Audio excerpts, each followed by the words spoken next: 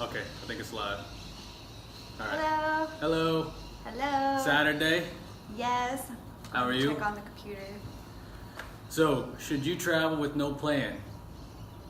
Should you? Yes. Yes. You should. So let's talk about it. All right. So you begin. So, a year and a half ago, we went on a trip that we had no plan, and we actually didn't know where we were going when we booked the flight. So, should we talk about that, or? Yeah. So when we were living in Europe about a year ago, I'm not sure about United States, but in Europe you can do something called a blind booking, where the airline will essentially choose your destination. You get to pay a cheaper flight, but you don't know where you're going. So I did that by myself before the trip I took with Lane. I did it by myself, and I ended up going to, they chose Barcelona, and it was an awesome time. And it was very exciting to book the flight and then not know where you're going, and then you know the next page is like, congratulations, you're going to Barcelona. And I was a very exciting experience, so I wanted Lane to experience that too. Yeah, so it was like November 2016, and we wanted to go somewhere, and just kind of like didn't really know where we wanted to go. So we were living in Europe, and we, you know, like we say, the flight is basically like the airline does it to fill up seats on certain flights that haven't been booked all the way. And so you can choose, like, do you want to see culture? Do you want to go to the beach? Do you want to go to a urban area? So you can kind of pick the category, and then the next page is basically a list of all the cities that are inside that category. And you can pay a little bit extra, like €5, I think, for excluding a certain city. So I think we excluded like Berlin. Was it Berlin, or? We excluded all of the cities in Germany. We didn't feel like traveling to Germany, so I think it cost maybe. Well, I think we only did one, right? No, we did at least 2 or 3. It was like $10, $15 extra.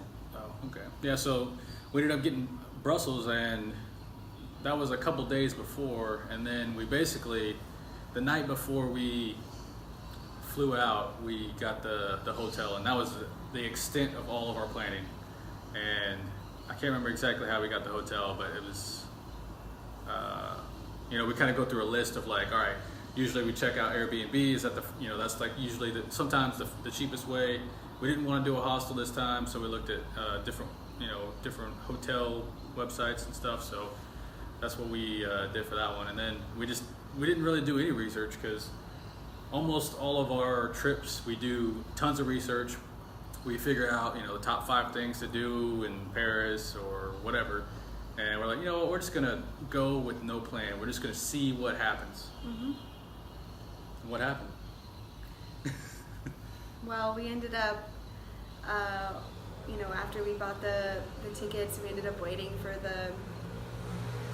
them to choose where we were going, and so it was quite honestly a little anticlimactic, because they chose Brussels, Belgium, and we had no idea what Brussels was about. I mean, of course we had heard of it, so when they showed us the destination, we kind of looked at each other and we're like, yay! So, you know, quite honestly, we weren't that excited about it, so we really didn't do much planning. We just said, okay, well, let's just go and see how. Let's just see what happens, and let's freestyle. You know what I'm saying? So we booked the hotel, of course. You know, we booked a place to stay, but we really didn't book anything else. And so what did we eat?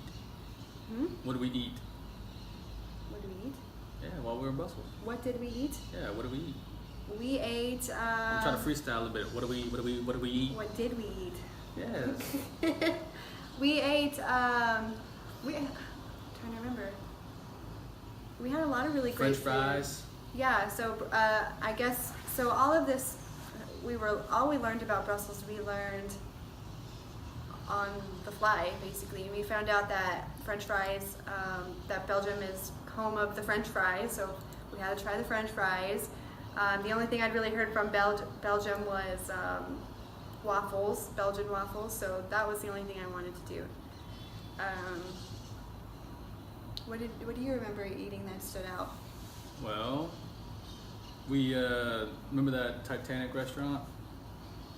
Yeah, well, we didn't eat at the. We didn't eat there. We didn't eat there, but we. Well, okay. Well, before we go into that, when we got to Brussels, we didn't know what to think, and we were just blown away. Like, we had such a good time in Brussels. There are so many awesome things that we figured out about Brussels, and one of them was, well, it's just a quirky city. I'll just say that. It's very quirky, and there's just all these very random things about Brussels. And one of them was this restaurant called the Titanic, and it was a restaurant dedicated to the movie Titanic. We didn't actually go in, we just saw outside, because every time we tried to go, it was closed or we were busy or something. But the inside looked like Titanic. They had posters of Titanic. And that restaurant really encapsulates what Brussels is. It's just a quirky, fun city that we would never have even thought about going on unless we did a plan. Oh. Oh. Little playback. Okay, let's.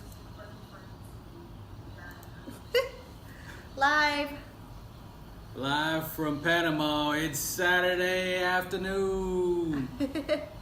All right. Anyway, you go. I don't know what to say now. Oh, okay. Yeah. So, All right. So we got around by hop on, hop off, and you may or may not have heard about it. So basically, it's like usually it's a double-decker bus, and they have a prescribed route or a predetermined route. And basically they have, different stops that are located into center hubs of the main attractions of that city.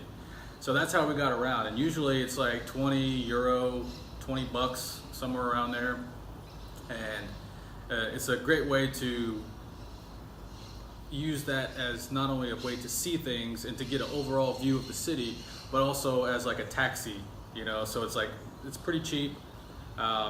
Especially compared to like a taxi or something like that. Of course, public transportation is much cheaper, but it's not as such a direct route, and it's not usually. Sometimes it's not exactly the places that you want to see, because it's local people getting around. So hop on, hop off was great.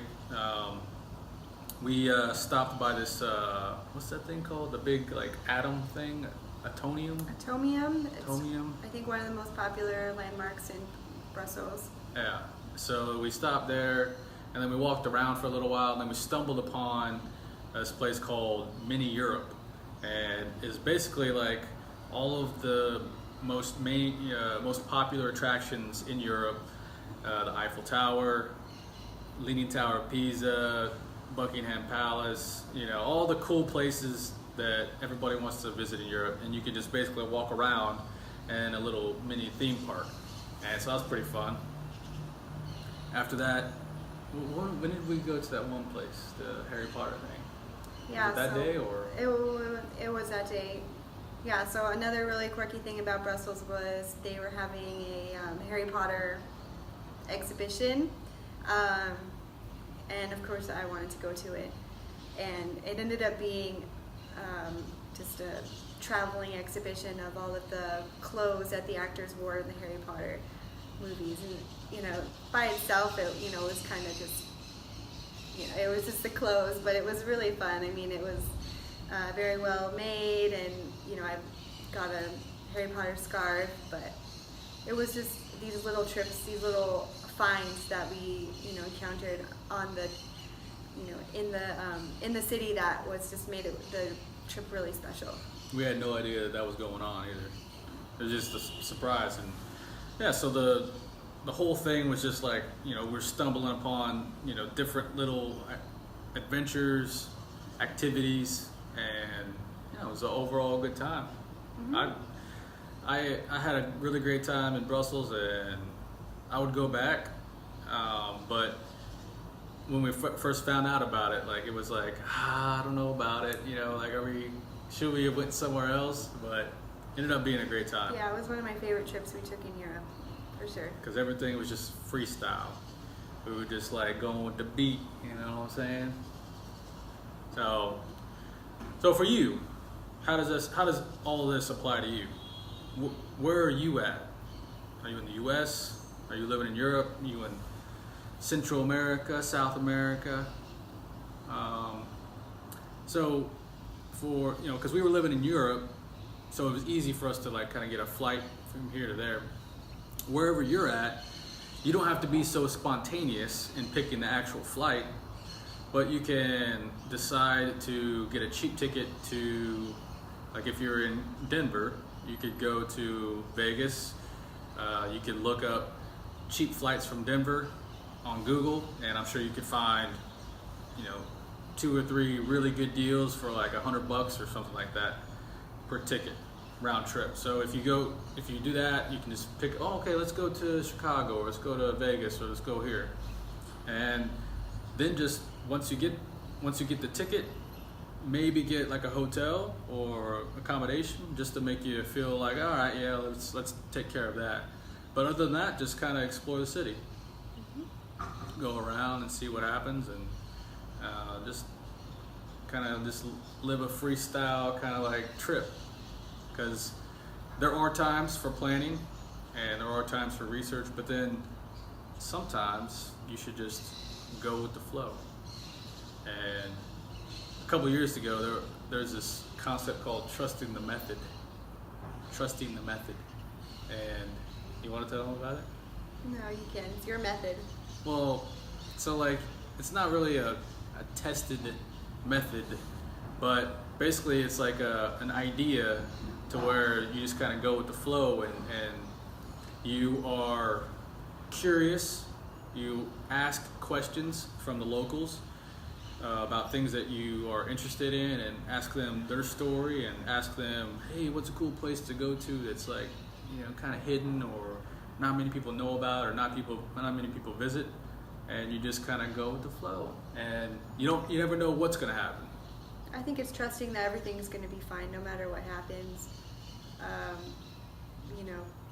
You can feel more comfortable with the plan, but I think it's sometimes nice to feel a little uncomfortable. And that's where when you trust that even if you feel uncomfortable, you're still going to be fine. You're still going to have a good time if you have a right attitude. For sure. So I think that's... Yeah, so what do we talk about today? We talked about, should you travel with no plan? Absolutely.